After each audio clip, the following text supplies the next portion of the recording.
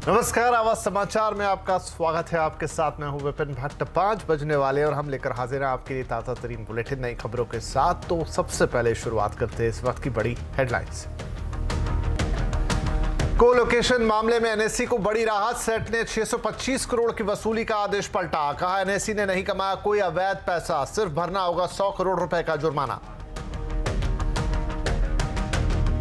आज शानदार ग्लोबल संकेतों से बाजार में रही रौनक। सेंसेक्स 320 तो निफ्टी 91 पॉइंट चढ़कर बंद। आईटी, बैंकिंग, ऑटो, फार्मा में रही खरीदारी। एफएमसीजी, पीएससी शेयरों में भी थी तेजी। नकली हाल मार्किंग वाली 3.25 किलो ज्वेलरी जब्त। मुंबई के जवेरी बाजार समेत 6 जगहों पर बीआईएस के छापे। 1.5 करोड़ है जब्त गहनों की कीमत। बजट में पर्यटन को इंडस्ट्री का दर्जा देने पर होगा विचार। पर्यटन मंत्रालय ने की सिफारिश। इंडस्ट्री का दर्जा मिलने से मिलेगा बड़ा बूस्ट। जीएसटी में भी सुधार चाहती है इंडस्ट्री। एसपी नेता स्वामी प्रसाद मौर्य ने की रामचरितमानस के आपत्तिजनक अंश हटाने की मांग। साधु संतों ने की निंदा। बीजेपी ने की मौर्य पर कार्रवाई की मांग। 126वीं जयंती पर सुभाष चंद्र बोस स्मारक का पीएम ने किया अनावरण। शहीदों के नाम पर अंडमान निकोबार के 21 द्वीपों का भी नामकरण। नेताजी के पराक्रम को किया गया याद।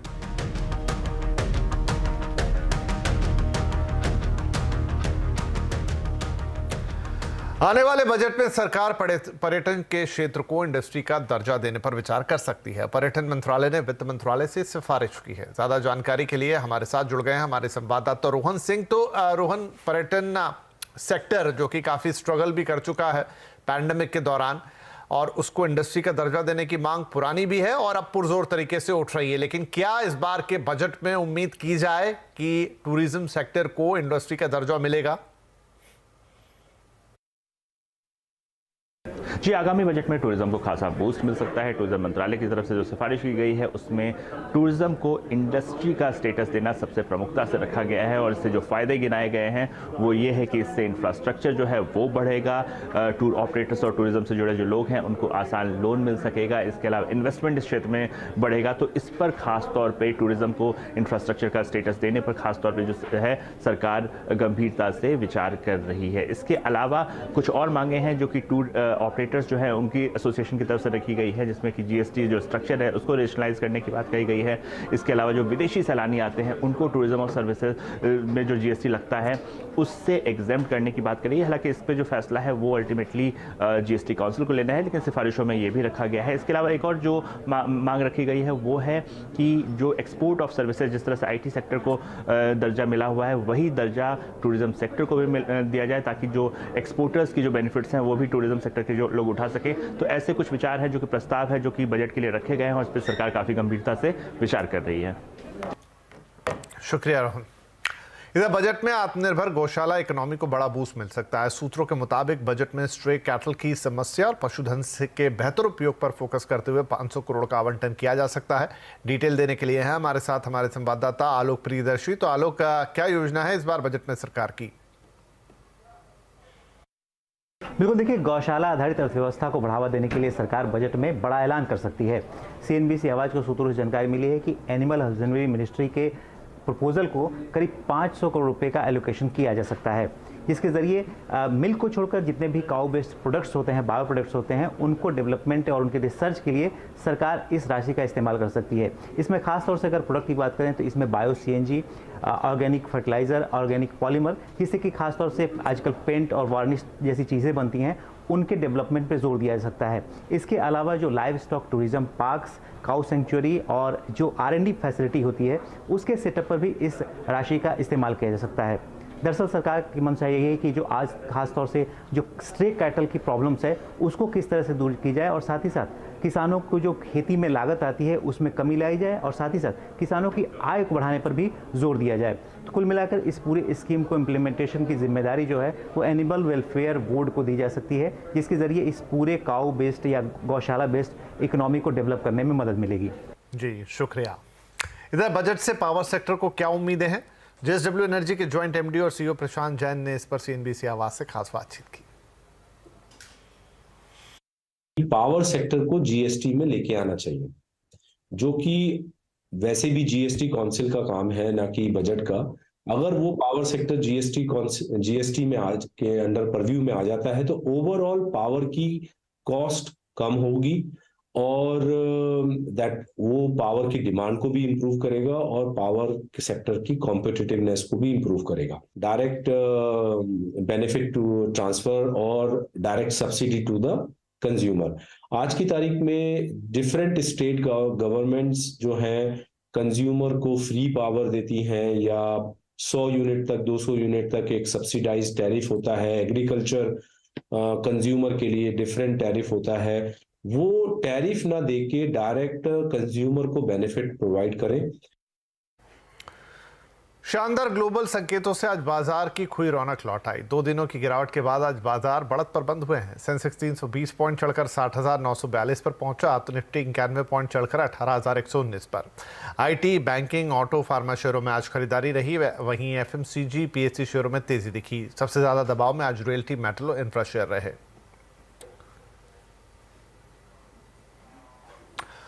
कोलोकेशन मामले में एनएससी को बड़ी राहत मिली है। सेट ने सेबी का 625 करोड़ रुपए की वसूली का आदेश पलट दिया है। साथ ही रवि नारायण, चित्रा रामकृष्ण की सैलरी के डिसगॉर्जमेंट को भी गलत बताया है। इस खबर पर ज्यादा डिटेल के साथ है हमारे संवाददाता यतिन मोहता। तो यतिन, क्या है पूरा मामला और अब कैसे चीजें आगे बढ़ रही हैं?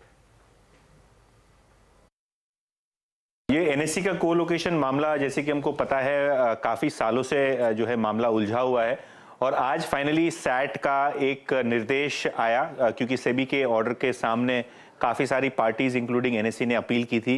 सैट के निर्देश में अगर हम देखें तो एनएससी को सबसे बड़ी राहत मिली है, क्योंकि इनको 625 करोड़ रुपए का डिसजॉर्जमेंट सेबी में जमा कराना था 12% इंटरेस्ट के साथ।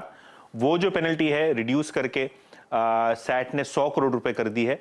बड़ा रिलीफ है एनएससी के लिए, क्योंकि सैट का कहना यह है कि कोलोकेशन मामले में एनएससी को कोई गलत फायदा नहीं हुआ। ऑब्वियसली इन्होंने जो बैलेंसर लगाना था कोलोकेशन पे, जिससे किसी को अनफेयर एडवांटेज ना मिले, वहां शायद एनएससी को गलती हुई और इसीलिए ये जो अमाउंट है डिसजॉर्जमेंट का या पेनल्टी का, जैसे आप कह सकते हैं, उसको 100 करोड़ रुपए कर दिया। दूसरी जो पार्टी थी इसमें एनएससी के ऑफिशियल्स थे, चित्रा रामकृष्ण और रवि नारायण। यहाँ जो इनकी सैलरी को डिसजॉर्ज करने का आदेश सेबी ने पास किया था, उसको भी सेट असाइड कर दिया, सैट ने खारिज कर दिया। इसका मतलब ये है कि इनको अब सैलरी बोनस के लिए एलिजिबिलिटी होगी। ऑब्वियसली डिटेल ऑर्डर में सारी जानकारी होगी। और मेन मुद्दा जो इनका सस्पेंशन का कार्यकाल था, इसको भी सैट ने छोटा कर दिया। ऑब्वियसली 5 साल से ज़्यादा हो गए मामले को, इसके कारण ये अब रूल लागू नहीं पड़ेगा इन दोनों ऑफिशियल्स के लिए। तीसरी जो सबसे इंपॉर्टेंट पहलू थी वो ये थी कि जो ओपीजी सिक्योरिटी, जहां 15.5 करोड़ रुपए के आसपास का अमाउंट सेबी ने डिसजॉर्ज किया था, वो भी सैट ने दरकिनार कर दिया, उसको भी सेट असाइड कर दिया है।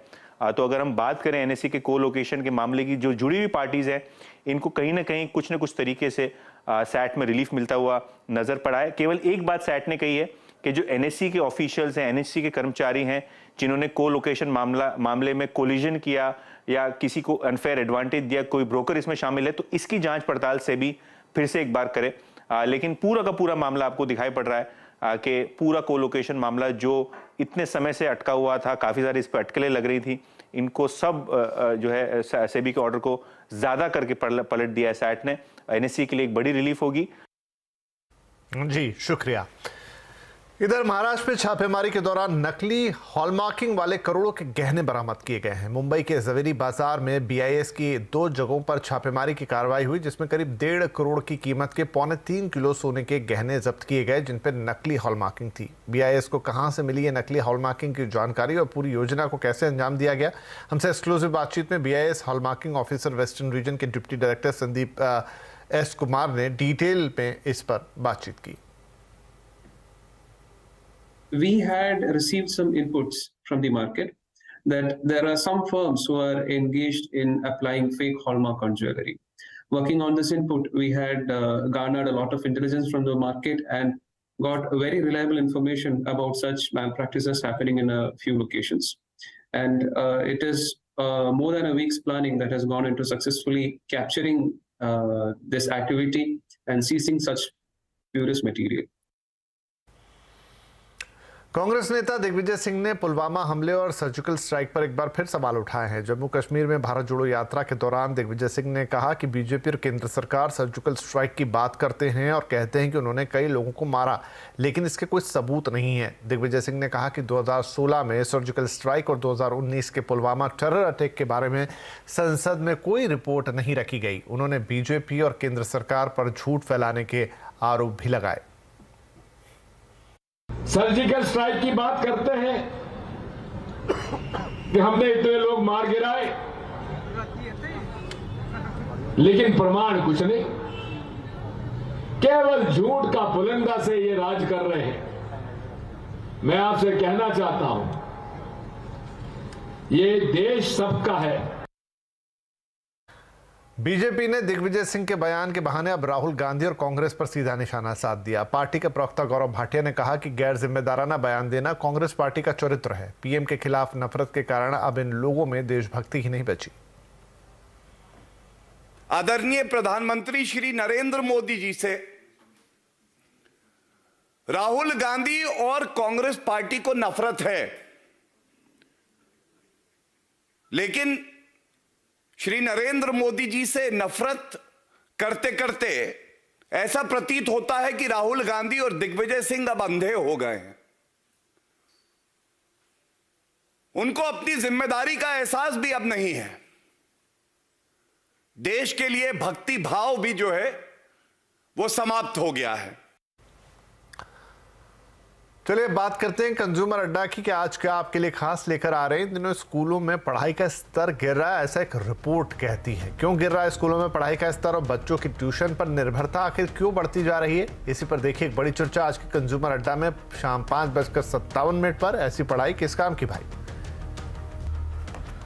वेलकम बैक, आप देख रहे हैं आवाज समाचार और कुछ और खबरें। बिहार के शिक्षा मंत्री चंद्रशेखर के बाद अब यूपी के समाजवादी पार्टी के एमएलसी स्वामी प्रसाद मौर्य के बयान पर घमासान छिड़ गया है। स्वामी प्रसाद मौर्य ने रामचरितमानस को लेकर कहा है कि करोड़ों लोग रामचरितमानस को नहीं पढ़ते, ये तुलसीदास ने अपनी खुशी के लिए लिखी है। मौर्य ने कहा कि ब्राह्मण भले ही दुराचारी, अनपढ़ या गवार हो, लेकिन वो ब्राह्मण है, उसको पूज्य नहीं कहा जाता। लेकिन शूद्र कितना भी पढ़ा लिखा या ज्ञानी हो, उसका सम्मान मत कीजिए। क्या यही धर्म है? उन्होंने कहा कि जो धर्म हमारा सत्यानाश चाहता है उसका सत्यानाश हो। मौर्य ने कहा कि सरकार को रामचरितमानस के आपत्तिजनक अंशों को हटाना चाहिए या इसे बैन ही कर देना चाहिए। तुलसीदास की चौपाई में यदि कुछ अंश इस तरह से आए हैं तो स्वाभाविक रूप से वो आपत्तिजनक हैं। जाति सूचक शब्दों का प्रयोग करते हुए तुलसी बाबा की चौपाई में एक जगह आया है कि जे बड़ा धम तेल कुम्हारा, सुपच किरात कोल कलवारा। जाति सूचक शब्दों का प्रयोग करते हुए अधम जात का प्रमाण पत्र दे रहे हैं। तुलसी बाबा को किसने अधिकार दिया? और अब स्वामी प्रसाद मौर्य के बयान पर विवाद बढ़ता जा रहा है। देश भर के साधु संतों ने उनके इस बयान पर कड़ी आपत्ति जता दी है। चैलेंज करता हूं कि रामचरितमानस की किसी भी एक चौपाई का वो अर्थ नहीं कर सकती। और ये मैं कह रहा हूं कि हमारे सामने जो है जहां वो कहे हम आ जाएं या वो आ जाएं, और अगर एक चौपाई का अर्थ उनको करना नहीं आता है तो फिर उनको रामचरितमानस के विषय में बोलने का कोई अधिकार नहीं है।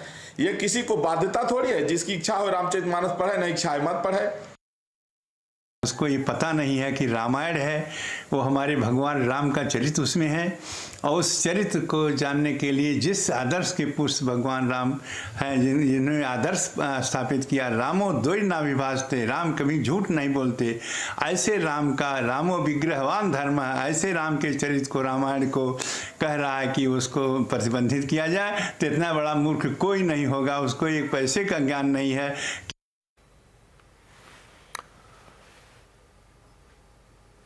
यूपी बीजेपी के प्रदेश अध्यक्ष भूपेंद्र चौधरी ने समाजवादी पार्टी से स्वामी प्रसाद मौर्य के खिलाफ अब इस पूरे मामले पर कार्रवाई की मांग रखी है। आस्था भावना भगवान श्री राम का जो ग्रंथ है रामायण, उस ग्रंथ के साथ जुड़ी हुई हैं, और इस तरह का बयान देना लाखों करोड़ों लोगों की, भारतवासियों को आस्था के साथ खिलावट करना है, ये बहुत निंदनीय है। और निश्चित रूप से मैं कहता हूं स्वामी प्रसाद जी को अपना बयान वापस लेना चाहिए, और अगर वो नहीं लेते तो समाजवादी पार्टी को उनके खिलाफ कार्रवाई करनी चाहिए। तो रामचरित मानस पर क्यों छिड़ा है घमासान, आज आवाज अड्डा में इसी पर करेंगे बड़ी चर्चा। शाम 7:57 पर किसके राम।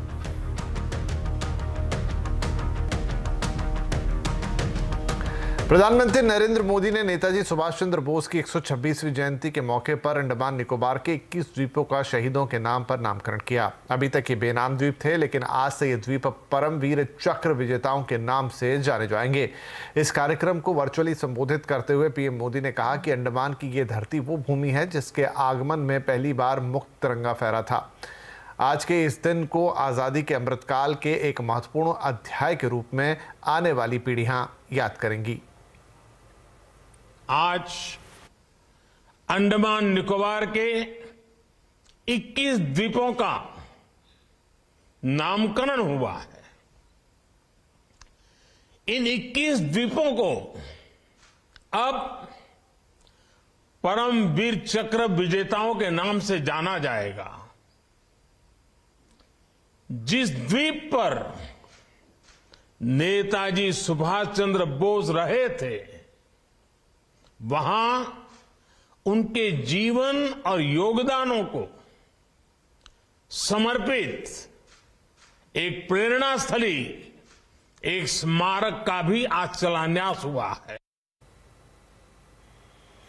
दिल्ली में गणतंत्र दिवस की तैयारियां जोर शोर से चल रही हैं। आज सुबह कर्तव्य पथ पर गणतंत्र दिवस परेड की फुल ड्रेस रिहर्सल की गई। रिहर्सल परेड विजय चौक से शुरू होकर लाल किले तक गई। आज हजारों की तादाद में जनता इस परेड को देखने के लिए भी आई। तैयारी को देखते हुए दिल्ली में कई जगहों पर ट्रैफिक को डायवर्ट किया गया। हालांकि कड़ाके की ठंड में भी भारतीय जवानों का जोश देखने लायक था। इजिप्ट की सेना ने भी इस परेड में हिस्सा लिया। बता दें कि इस बार की परेड की थीम है जन भागीदारी।